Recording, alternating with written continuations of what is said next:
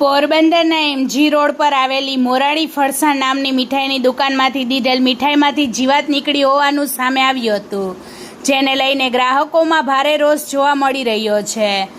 પોરબંદર શહેરમાં અવારનવાર વાસી ખોરાક અને અખાદ્ય વસ્તુઓનું વેચાણ થતું હોવાની ઘટના સામે આવતી હોય છે, ત્યારે શહેરના એમજી રોડ પર આવેલ મીઠાઈની દુકાનેથી લીધેલ મીઠાઈમાં જીવાત નીકળી હોવાની ઘટના સામે આવી છે। શહેરના એમજી રોડ પર આવેલ મોરારી ફરસાણ નામની દુકાનેથી રાણાકંડોરણા ગામના એક યુવાને મીઠાઈ લીધી હતી, જેમાં જીવાત નીકળી હોવાની ઘટના બનતા ગ્રાહકમાં ભારે રોષ જોવા મળ્યો હતો। આ યુવાને આ બાબતે ફૂડ વિભાગ સહિતના તંત્રને પણ રજૂઆત કરવામાં આવી છે।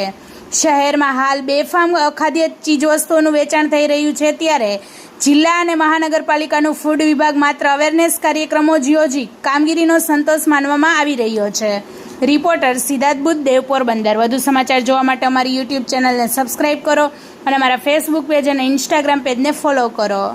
સુંદરવા છે, હું રહેવાસી રાણાકંડોરણા ગામે એમજી રોડ ઉપર આવેલી મોરારી ફરસાણ।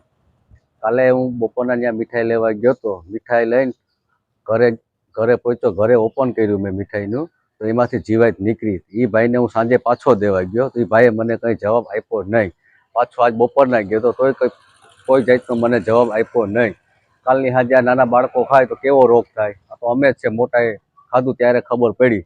નાના છોકરા હોય, સાતમ આઠમનો તહેવાર આવે, આવી મીઠાઈ બનાવતા હોય ફરસાણવાળા, તો એનો કોણ એનો